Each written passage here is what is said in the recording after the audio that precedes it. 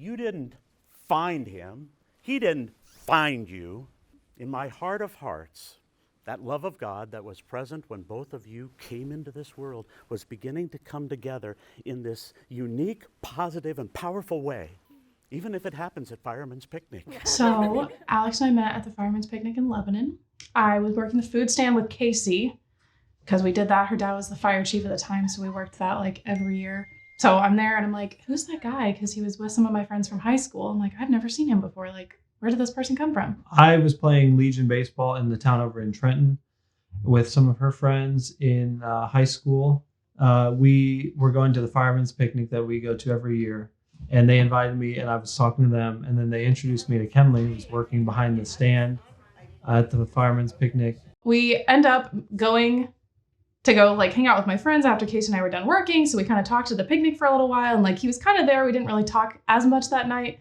Then we went back to Casey's grandma's house. And I was like, hey, like this guy's kind of cute. Like I'm kind of like into this guy. Like let's see how it goes. So we started like kind of talking outside the group. And then we kind of were like, I mean, we'd be willing to hang out outside of like going to these group things if you'd be willing. So we had gone to the movies as groups sometimes and intentionally sat next to each other and then eventually went bowling. So and of course I met Alex through Kenlea. And I want to say I'm definitely a huge part of their story because one of the first times Kenlea and Alex actually interacted was at my grandma's pool party, like right before they ended up getting together. So I'm kind of really important in this.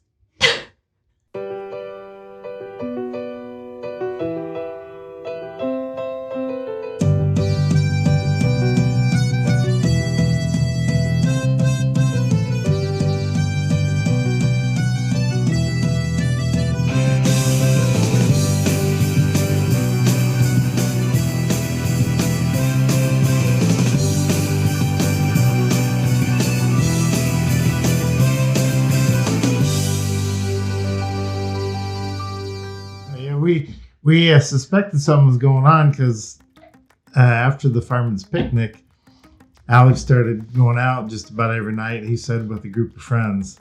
And then all of a sudden, Kenlea shows up because I got somebody I want you to meet. And just a real quick little hi and bye visit, but he could tell I was really excited. He's never brought anybody home before. No, she was amazing. I was so excited that she was going to be a teacher, and we just connected almost immediately. And so I was absolutely thrilled, and I knew Alex was really smitten. I was thinking, because he was so young, I thought, this girl's gonna really break his heart if it doesn't work out. So I'm really glad it did. Well, first impression before I met him was I was trying to figure out who he was.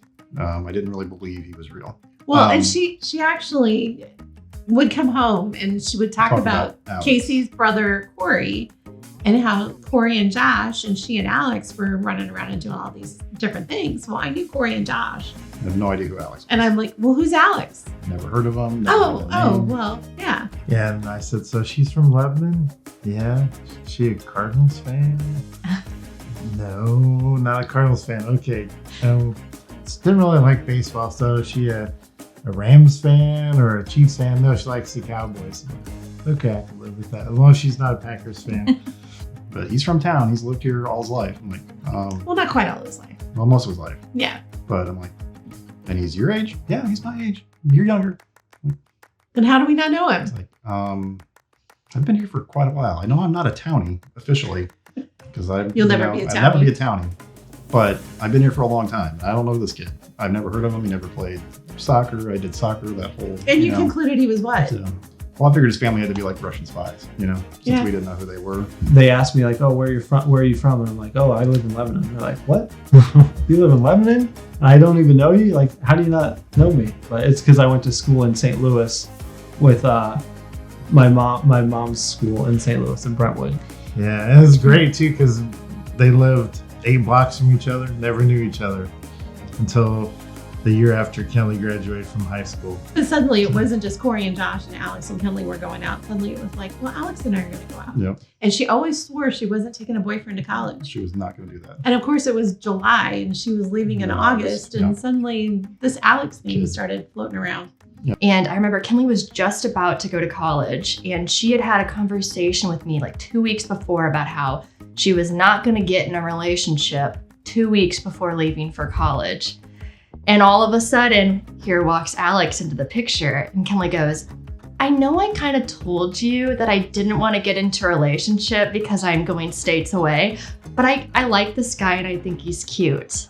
And the more we talked, the more I was like, wow, I wasn't prepared for it to be something, because I was like, oh, I'm about to go to college. Like, we're just going to kind of talk and we'll see where it goes. But then the more I talked to him, I'm like, I don't want to stop talking to him. We literally, our first date, sat in the car outside my parents' house and talked till like 4 a.m. So Alex and I were in the same advisory together. And so we talk every day and hang out for about 15 minutes. And I remember him around prom time being like, hey, I think I have a date to prom. And just kind of talking about it real vaguely, nothing super serious. And the whole time I was just kind of thinking like, oh man, what's this poor girl getting herself into? But then yeah, come prom time when I finally actually met her, it was so funny because all of Alex's friends were kind of in the same boat of like, oh man, Alex has a date. Like, what does she think she's into here? And then come prom day, like she was real quiet, real polite and everything. And then they went out and on the dance floor and they both just went nuts. And everybody was just kind of like, it makes sense now. Like it fits. As a couple, I think their teamwork together is like amazing. Like you could look at them and say like, you know, from years ago, you'd be like, yeah, they're definitely gonna get married because they just work so well together. They complement each other so well that it just makes sense.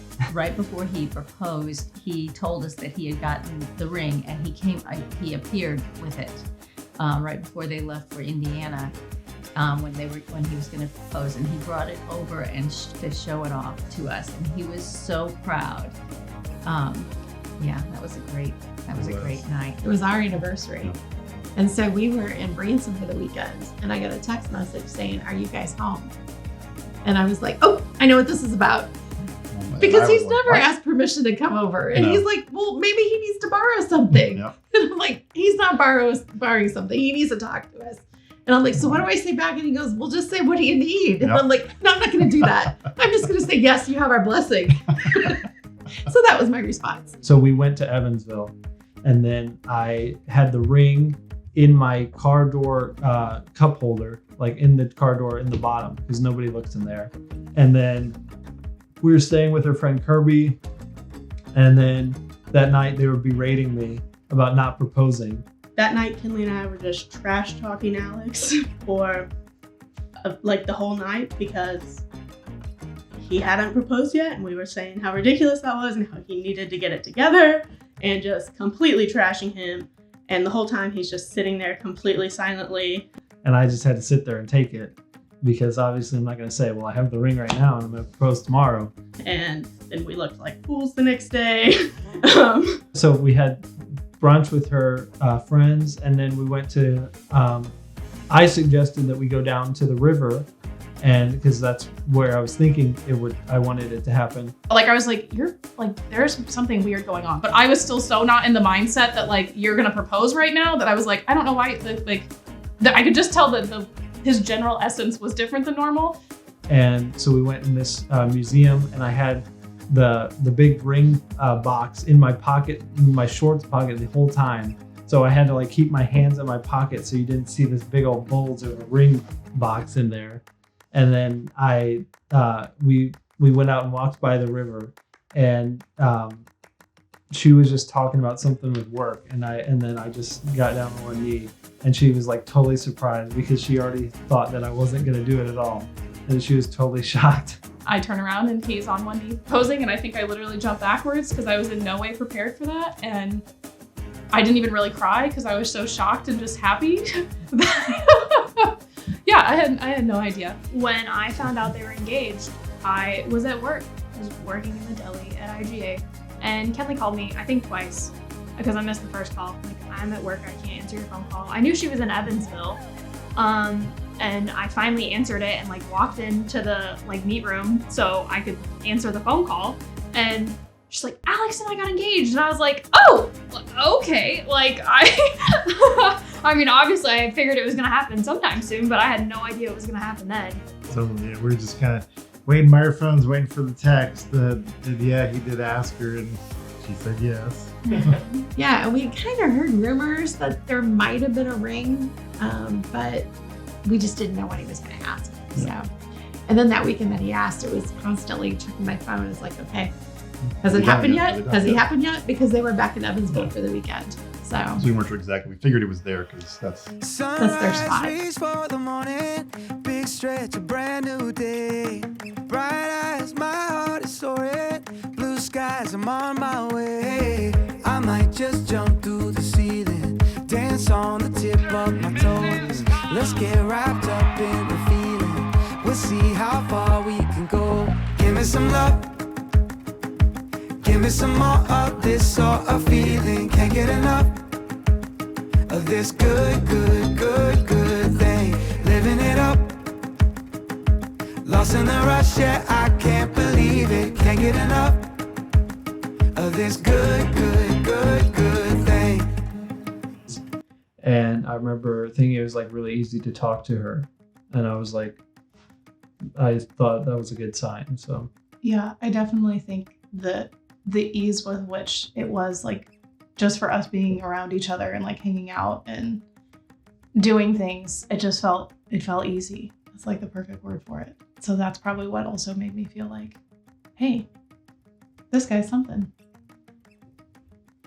something good, something bad, you don't know.